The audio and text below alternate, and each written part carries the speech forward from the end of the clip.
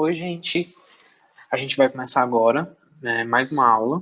No caso, essa aula que a gente vai falar agora é a terceira parte daquela aula que eu já tinha feito em duas, dividi em três partes, porque é um período artístico que é bastante longo e ele engloba vários períodos da arte, e eu preferi fragmentar. Essa vai ser a última aula. Aqui a gente vai falar basicamente de modernismo. E aí, dentro do modernismo, os períodos artísticos e as manifestações artísticas que são englobadas por esse período, são o expressionismo, o fauvismo, o cubismo, dadaísmo e surrealismo. Lembrando que a gente está num fluxo de falar mais de pintores do que do estilo artístico em si. Mas aí, quando eu for falar de cada pintor, eu vou explicar bem direitinho quais são as características daquele período que ele está representando. Mas também, de forma geral, vocês não se atentem tanto a essa questão de decorar nome ou decorar nome de quadro, porque normalmente o Enem ele joga a questão e ou pede ou as características do período ou então motivação, contexto histórico que o pintor está inserido. Aí a gente vai falar do modernismo, que vai incluir vários estilos artísticos que eles meio que se unem na característica de quebrar com todo o academicismo que a gente viu durante o período da história da arte. Essa quebra de academicismo a gente não vai ver inicialmente aqui agora. Como eu falei para vocês, a gente vê isso em impressionismo, em pós-impressionismo, e esses períodos artísticos, eles vão influenciar os seguintes, que são os que eu vou falar agora. E só fazendo um apanhado geral, o modernismo é esse período do século XIX que ele gera um desafio às convenções e definições aceitas para a vida e a arte, né? Que essas convenções elas são quebradas com muita violência e a ideia que os pintores e artistas têm nesse período é de inovar, que eles já passaram muito tempo vendo a mesma coisa e agora eles querem inovar para pintar algo e pintar ou para escrever ou para fazer música, fazer coisa totalmente diferente do que costumam fazer. E aí só dando assim um período, né, um contexto, esse período de 1890 até 1914 é um dos períodos mais ricos, também decisivos e revolucionários na história da cultura ocidental. Não só para arte, mas para arte, para literatura, para música, enfim, para várias manifestações artísticas. As estratégias convencionais, elas tendem, né, como eu já mencionei, a ser quebradas, né, por exemplo, narrativa linear, uma métrica poética, uma perspectiva visual, para dar espaço a inovações, a coisas novas, novos de cores, de formas, de texturas e tudo mais. Falando de alguns pintores que revolucionaram o modernismo na Europa, no século XX temos Henri Matisse, Pablo Picasso, Georges Braque, Wassily Kandinsky, entre vários outros que eu vou mencionar aqui durante essa aula. A gente começa com Edvard Munch, que é um dos principais representantes do expressionismo. Quando a gente fala sobre expressionismo, normalmente, né, inclusive a gente vê isso na escola, ensino fundamental e tal, a gente entende que o expressionismo é aquele período que vem depois do impressionismo e que ele se baseia no impressionismo, na forma com que eles utilizam as cores, só que com uma tonalidade diferente. Quando eu digo tonalidade, eu digo uma tonalidade emocional, porque aqui no expressionismo eles valorizam muito a subjetividade humana e os sentimentos humanos. Mas aí vocês param para pensar. Eu já mencionei para vocês no pós-impressionismo que eles também valorizavam a subjetividade humana e as emoções e se utilizavam de perspectivas impressionistas. Só que assim, por isso que em vários momentos, né, a gente pode ouvir que alguns pintores do pós-impressionismo são considerados expressionistas. Inicialmente, assim, isso lá pelos meus, sei lá, 13, 14 anos, eu conheci Van Gogh como um expressionista. Mas aí depois a gente vê um pouco mais a fundo e entende essa demarcação entre impressionismo, pós-impressionismo e expressionismo. Aqui é como se o pós-impressionismo fosse uma fase de transição, em que ele vai pegar a utilização de cores do impressionismo e ele vai iniciar a utilização da subjetividade humana e das emoções. Quando chega no expressionismo, isso já toma uma potência maior. Como o próprio nome do período fala, é expressionismo. Aqui o que importa é a expressão. Expressão de sentimentos, expressão de angústias, expressão da tristeza, expressão das emoções humanas que normalmente estão associadas à subjetividade do pintor. E aí, falando um pouco dessas características básicas do impressionismo, agora a gente fala de Edvard Munch, como eu falei para vocês. é um dos principais expressionistas. E aí ele fala que nas suas obras, elas estão recheadas de confissão. O que é essa confissão? É algo que ele fala da própria vida dele, por isso que muitas vezes ele se considera egoísta, porque ele pinta a vida dele, mas ele espera que, pintando a vida dele, as pessoas se identifiquem com o que ele pinta, que são as emoções dele, as angústias dele, e a gente vai falar um pouquinho mais disso daqui a pouco. Ele tem uma tendência a explorar, interpretar e reinterpretar os seus traumas mais pessoais. Inclusive o Grito, né, que é a obra, imagino que é a obra mais famosa dele, é nada mais nada menos do que a reinterpretação de um momento que ele teve um transtorno de pânico, é um momento que ele passou por um episódio de agorafobia que se culminou com um transtorno de pânico. Ele esperava não apenas compreender a existência dele, mas manifestar para que todos vissem a importância de viver e analisar a vida. Ele busca a liberdade que pode ser atingida através dessas viagens de autoconsciência, mesmo que elas sejam dolorosas. Por isso que ele tenta reinterpretar esses momentos. E ele diz, eu não pinto o que vejo, mas o que vi. Porque é como se ele dissesse que ele não pinta o que ele está vendo naquele momento, ele pinta coisas que ele passou na vida dele. Por isso que ele se considera muitas vezes egoísta, porque ele pinta coisas que ele entende como próprias a si mesmo, mas visando que as pessoas se identifiquem com isso. E eu trouxe algumas obras dele. Essa obra da esquerda, bastante conhecida, é o Grito. Lembrando que ela tem algumas variações, mas essa é a representativa mais conhecida. Essa do lado é outra obra que é bastante parecida com o Grito.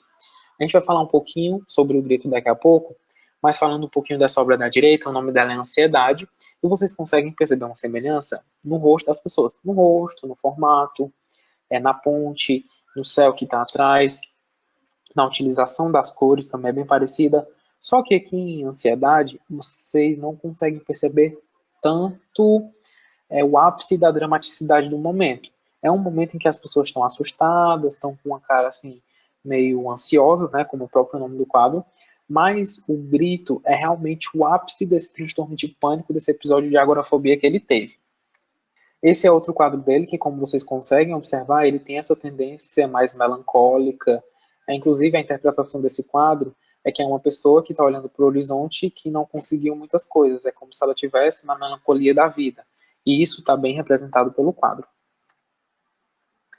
E outra coisa, outro aspecto da pintura de Edvard Munch é que ele pintava algumas coisas próprias do realismo. Ele pintava muito prostitutas, inclusive essa cena. É a cena de uma das mulheres que ele pintou que eram prostitutas. Inclusive, o nome do quadro é O Dia Seguinte, que imagina-se que seja o dia seguinte de um momento que ela teve com alguém. Inclusive, tem a bebida em cima da mesa e tudo mais. Né? Depois que teve aquele momento que a gente pode interpretar e tentar saber o que é. Mas fora essa pintura, ele pintou outras, inclusive outras dessa mesma mulher, e ele pintava com frequência essas temáticas menos comuns. Falando um pouquinho do Grito, ele serve de inspiração para artistas expressionistas posteriores, e por ser uma obra muito conhecida, ele serve de inspiração para muita gente fora do expressionismo também. Inclusive na pop art, na arte contemporânea, a gente tem algumas releituras e reinterpretações dessa obra. Aí foi um ataque de pânico que ele sofreu enquanto caminhava ao longo de um fiord, e ele dedica, né, na obra ao problema de transmitir um som na pintura, porque você consegue perceber pelas ondulações do quadro que é como se aquele grito desse uma onda de choque, que a intensidade do som ela é tão alta, ela é tão assustadora, que essas ondas elas vão pressionar o ser da obra para ele ficar naquela representação mais esguia, feia, branca, com a mão no rosto e todo ondulado. Aí o Munch, ele depura sua figura central quando ele alonga os braços e elimina detalhes desnecessários, né, até que o rosto parecesse uma máscara de caveira. E aí as linhas onduladas do fiord do céu são contrastadas com a diagonal íngreme da estrada. Só mostrar mais uma vez para vocês. Vocês percebem que aqui, ó, a linha, ela tá reta, a linha da estrada, mas é como se o ar e o espaço ao redor dele tivesse sido comprimido por essas ondas sonoras que geraram um grito. E aí nessa obra é importante também vocês verem a representação das cores, né? São cores fortes, chamativas, que dão uma tonalidade mais viva para a obra e que também impactam mais na sensação de desespero que a gente vê. Falando agora de Henri Matisse, a gente sai do expressionismo e vai para o fauvismo, que também é um estilo artístico, um período artístico que foi influenciado pelo impressionismo e pós-impressionismo. E a gente tem o principal nome do fauvismo, Henri Matisse. Ele sendo o principal nome dos fauves, porque esse nome fauvismo ele vem de les fauves, que é as feras, porque é uma representação bastante comum das pinturas dele, as cores muito chamativas e um tom meio primitivo às obras, e que eu vou falar um pouquinho daqui a pouco mais sobre elas. Ele também é o mais velho dos fundadores da pintura do século XX. A Alegria de Viver, que é um quadro que eu vou mostrar daqui a pouco, é provavelmente o quadro mais importante da carreira, e ele resume assim, basicamente o que é o fauvismo. Para ele, a pintura é a ordenação rítmica da linha e da cor em uma superfície plana, mas não apenas isso. Até que ponto a imagem da natureza pode ser condensada em que perca suas propriedades básicas, reduzindo-a dessa forma a um mero ordenamento da superfície. Porque assim, não só ele, mas a maioria dos fauvistas, eles tendem a voltar ao primitivismo da arte. Eles meio que desconsideram essas construções acadêmicas de representar um retrato ou uma imagem da forma que ela é, e eles tendem a ter o exagero de cores, a forma é uma forma diferenciada. As obras tendem a retornar nessa questão do primitivo para poder romper com todos esses academicismos. A cor muda, a forma muda, a linha muda. E aí ele diz que o que ele procura, acima de tudo, é a expressão. E a expressão não vai consistir somente na paixão refletida em um rosto humano. Toda a organização do quadro dele é expressiva. As posições da figura, os objetos, os espaços vazios ao seu redor, as proporções, tudo tem uma função. E aí falando do quadro Harmonia em Vermelho, que eu vou mostrar daqui a pouco para vocês, que é um quadro muito bonito, é interessante ver a forma com que ele pinta. Ele usa cores chamativas, assim como a maioria dos fauvistas, mas que você consegue diferenciar as estruturas da obra, as estruturas e os planos referentes à obra. Pronto. Esse à esquerda é a harmonia em vermelho, e aí vocês realmente conseguem diferenciar. Aqui é a janela, aí a janela vem até aqui a gente tem a toalha da mesa vai até aqui, e aí aqui a gente tem o chão. E aí tudo está meio que condensado nessa grande expressividade de cores. As cores são realmente bem chamativas, elas normalmente não são misturadas. É importante prestar atenção também nas formas, que cada detalhe da obra acrescenta alguma coisa. A gente tem a janela, que tem um campo, a gente tem a cadeira, né, que está ali para fazer parte da mesa, a gente tem as frutas, que a gente não sabe se elas fazem parte do, do tecido da mesa ou se elas estão ali como realmente uma fruta a ser comida. Mas a gente sabe que essas que estão em cima, né, são frutas reais. E aí ele representa a mulher nesse contexto. Aí esse do lado direito é a Alegria de Viver, que é um dos quadros mais famosos dele, que vocês conseguem ver basicamente a mesma coisa. A utilização diferente de cores, as cores chamativas, por isso que eles eram chamados de as feras, as cores muito chamativas, as formas diferentes, não formas tão habituais, mas que cada contraste de cada objeto, de cada pintura na obra representa alguma coisa que vai levar uma informação ao todo. Aqui a gente tem árvores em diferentes tonalidades para representar uma árvore morta, uma árvore viva, uma árvore do inverno, uma árvore do outono, e a gente tem os corpos femininos nus, corpos masculinos, e a gente tem um pouquinho, não muito, né, é uma obra assim que a gente consegue ver mais bidimensional, mas a gente também percebe um pouquinho de perspectiva ao fundo, porque o chão ele é todo amarelo, e lá atrás a gente tem uma parte azul. Aí temos uma cachoeira, tem as pessoas que ficam perto dessa cachoeira e também nessa montanhazinha. E aí, só falando assim, do fauvismo, a principal característica do movimento foi a utilização da cor pura, sem misturas, de modo que essa tintura, né, sendo pura, ela vai delimitar, ela dá volume, relevo e perspectiva às obras, como eu mencionei para vocês. E também naquela questão que a gente consegue diferenciar, mesmo toda a obra sendo praticamente vermelha, a gente consegue diferenciar o que é a mesa, o que é a janela, o que é o chão. Aí a arte fauvista, ela busca levar o ser humano ao seu estado natural por meio de uma estética primitivista, né, tal qual o estado de pureza das criações infantis.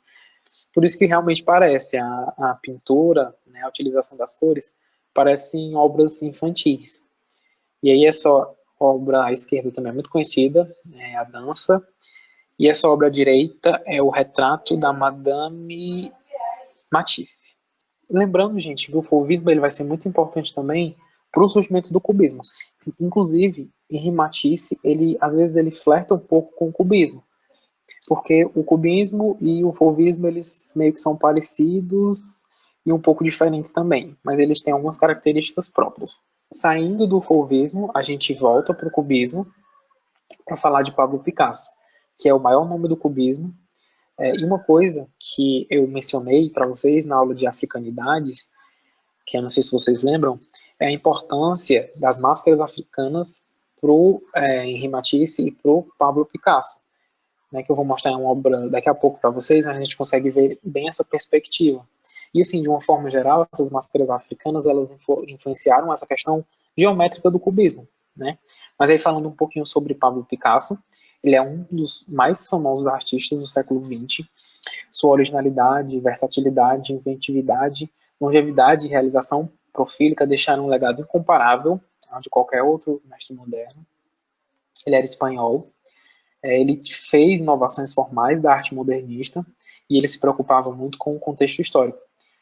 Pablo Picasso, ele era um artista muito político. Eu sei que, assim, dizer que artistas são políticos é meio que uma redundância, porque quase todos os artistas, em quase todos os períodos da arte, eles se preocuparam em manifestar um pouco como era a sociedade daquele momento. Alguns mais, alguns menos. Mas, assim, sobretudo, Pablo, ele realmente era muito político. Ele tinha a obra dele como uma ferramenta de luta, de batalha, de realmente lutar contra o inimigo utilizando o que ele sabia fazer, que era pintar, e fazia isso muito bem. Inclusive, ele flertava com o anarquismo e durante um tempo da vida dele ele foi filiado ao Partido Comunista. E aí Picasso e Braque foi que originalmente conceberam o cubismo e assim, de uma maneira geral, as obras que ele pintava representavam temas tradicionais como natureza morta, retrato e o nu, principalmente o nu feminino. E assim, falando da característica básica do cubismo, é realmente que ele tinha essa afinidade com a precisão geométrica, que colocava a obra numa harmonia com o dinamismo dos tempos modernos. É bem interessante a gente pensar sobre isso, porque a arte ela vai se adequando ao momento. A gente, quando vai falar de arte, a gente sempre fala de contexto histórico. E aqui não seria diferente. Como que a gente tem um tempo mais moderno, a indústria já está a mil, a gente tem o desenvolvimento das grandes nações, a gente vai ter essa tendência representada na pintura de uma modernidade também. É como se aquilo que a gente viu até agora precisasse mudar, porque realmente a humanidade está mudando. Então a gente tem que representar isso, a gente, os pintores, né, no caso, tinham que representar isso na pintura. E aí eles criaram inúmeras formas de fazer isso. O cubismo é uma delas. Falando um pouquinho da característica cubista de Pablo Picasso, a gente sabe que ele tem três fases. Mas isso não é tão importante para vocês saberem no Enem. Mas aí a gente tem o cubismo de colagem, que ele imita colagens com um pincel, né? Parece que a obra dele é uma colagem feita com, sei lá, vários jornais ou várias obras, só que é realmente feita com pincel. E a mais conhecida é Mademoiselle d'Avignon, que é as Senhoritas de Avignon, que eu vou mostrar a foto daqui a pouco, mas só para dizer logo para vocês. As três à esquerda são distorções angulares de figuras clássicas, ao passo que os traços de corpos que são muito disformes das outras duas têm características bárbaras da arte primitiva. Por isso que o cubismo ele flerta um pouco com o fauvismo.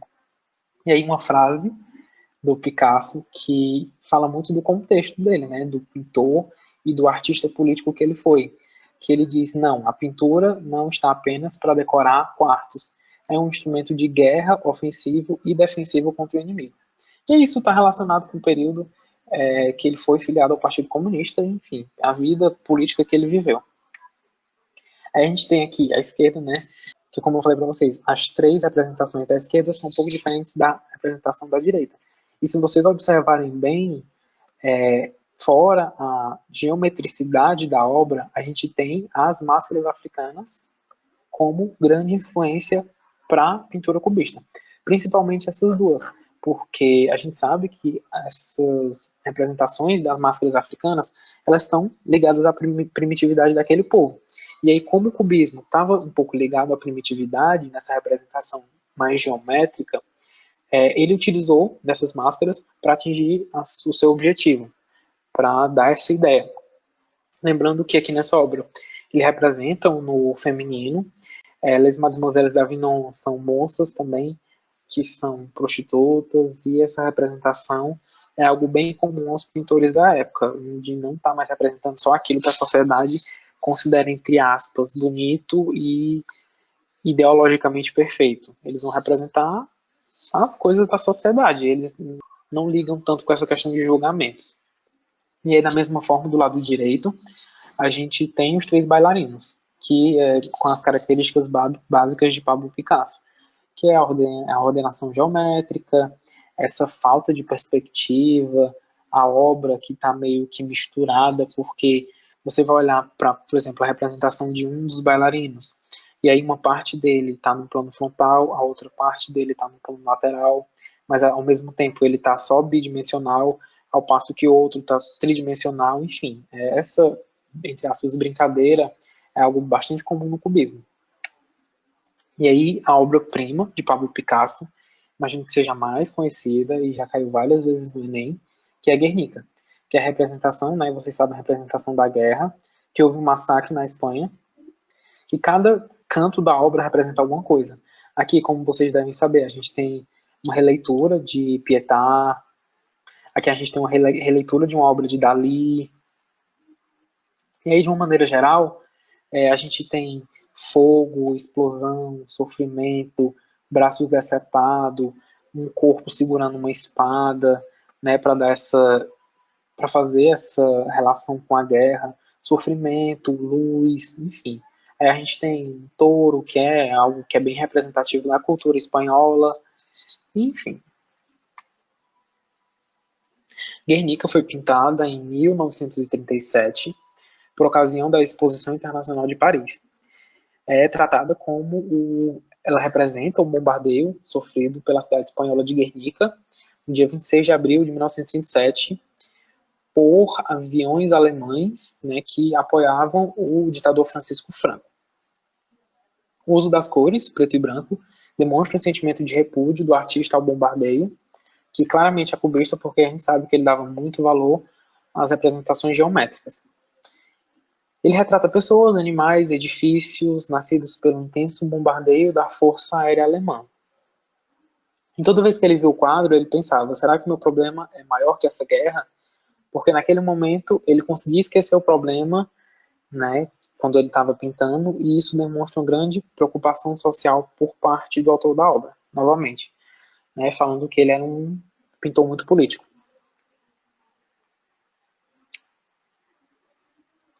Agora a gente sai do cubismo e a gente vai para o abstracionismo.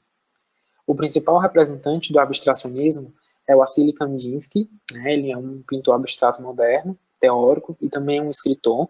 Ele é russo. Esse primeiro surgimento, né, a origem do abstracionismo, ele surge na Rússia com o Wassily Kandinsky e aí depois ele se espalha para a Europa. Sendo ele um dos mais importantes, né, para o desenvolvimento da abstração do século XX, e ele vai influenciar muitos pintores abstratos posteriormente. As obras dele, elas não têm nome, porque, enfim, são obras abstratas, então ele chama muito de composições, composição número 1, composição número 2 e tudo mais. E aí, como a maioria dos pintores modernos, ele vai romper. Eu acho que talvez ele seja o que mais rompe, porque a maioria dos pintores, no fundo, eles ainda representam alguma coisa. Aqui não. Aqui a pintura abstracionista, ela rompe totalmente com tudo que a gente sabe, tudo que a gente conhece sobre a representação na arte. Porque ela não representa de forma exata a natureza. Ela explora o poder intrínseco da abstração. Aí ele tinha essa fascinação com a cor e com a forma abstrata, sendo que, de uma maneira geral, ele pesquisa, inclusive, para representar isso na sua pintura, relação sinestésica, né, que é a combinação entre duas sensações diferentes, entre a arte e a música. E o potencial que a pintura abstrata pode ter para incorporar características espirituais. E aí ele acreditava no poder da arte abstrata de falar diretamente ao observador e assim transformar e transcender a realidade terrena do mundo.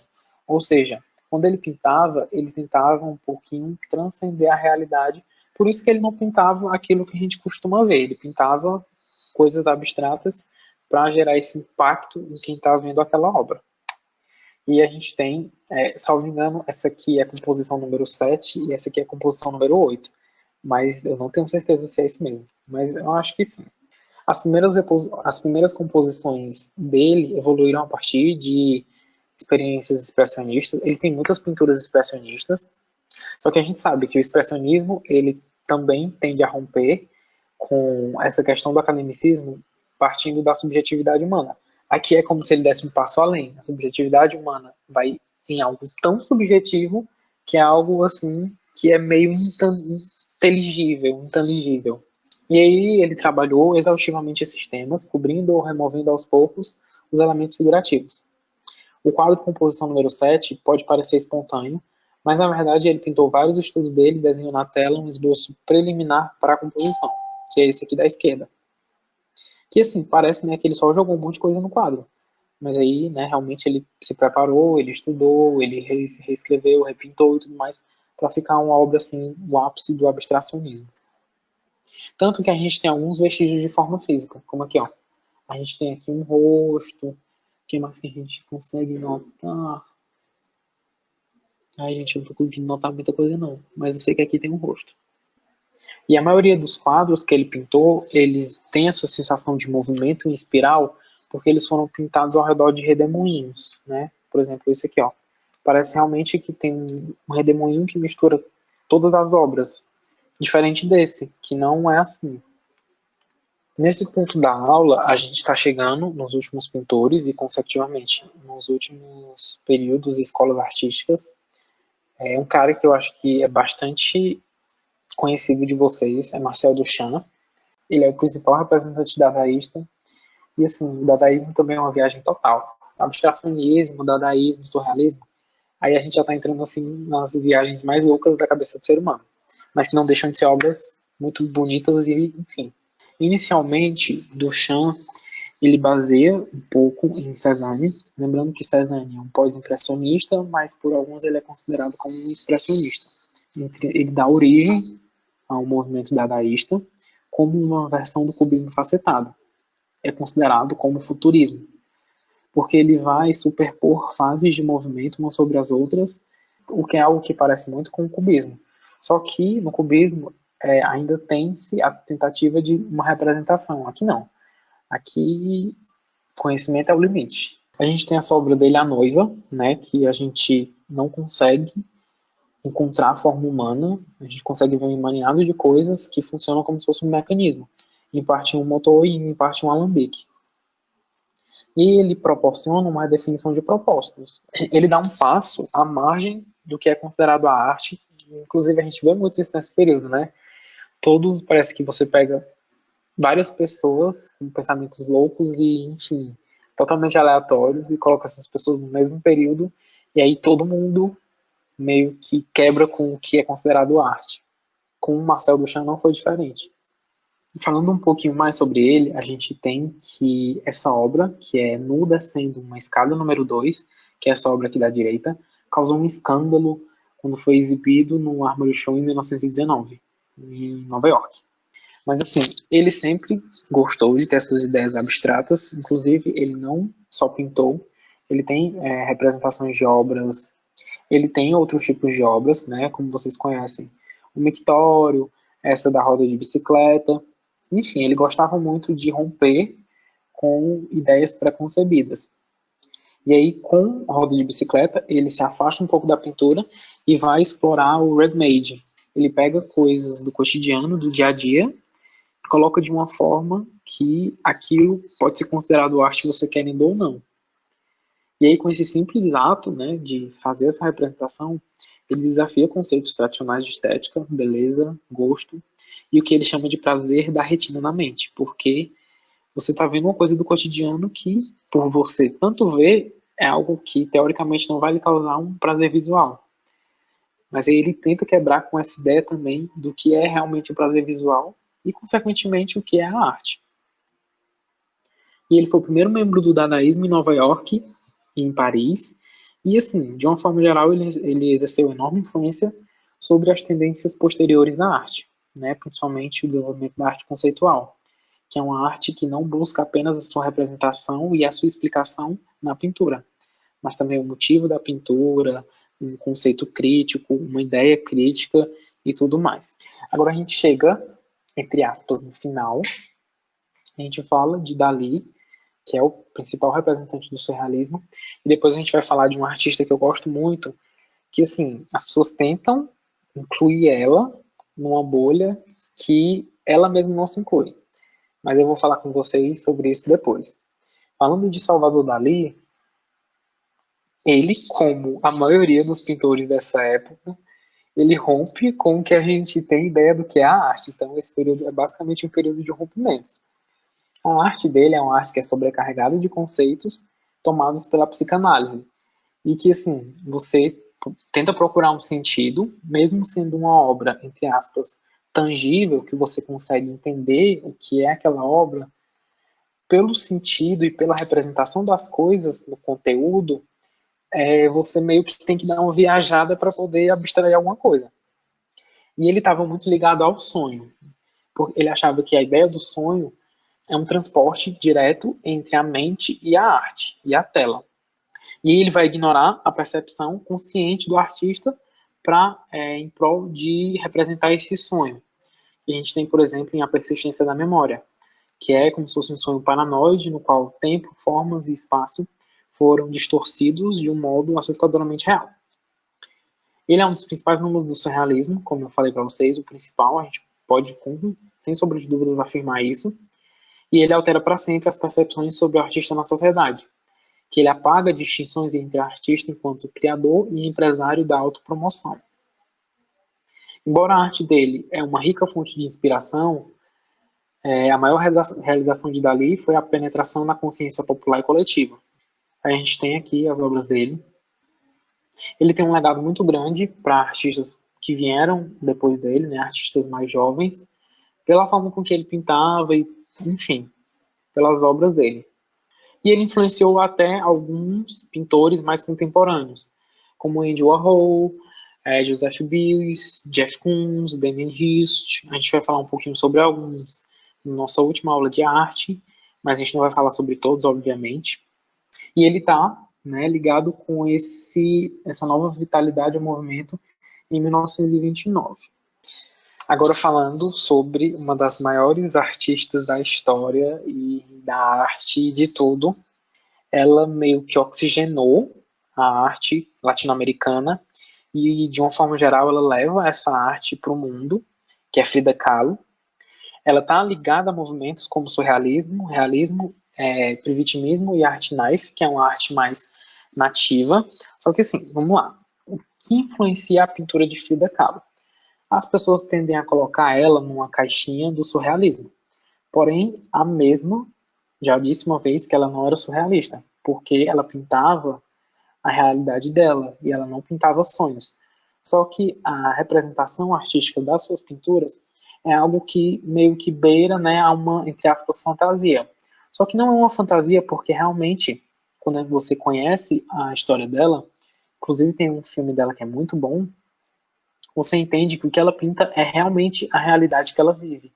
São as situações que o mundo joga nas costas dela, como mulher, como mexicana, como latino-americana, e que ela representa realmente aquilo que lhe causa dor, aquilo que lhe causa emoção, da forma mais bonita possível. Em 1925, quando ela tinha 18 anos, ela sofreu um acidente e ela teve a espinha fraturada, a pelvis esmagada e o pé quebrado nesse acidente. Inclusive, depois disso, ela não pôde mais ter filhos. Inclusive, esse era um dos grandes temas das obras dela, essa ligação que a sociedade dá com a necessidade da mulher de ser mãe, sendo que ela não estava mais meio que nessa perspectiva de poder ter filhos. Ela passou por muitas dificuldades, muitos problemas de saúde, e aí todo mundo achou que ela não ia viver, né, mas ela sobreviveu.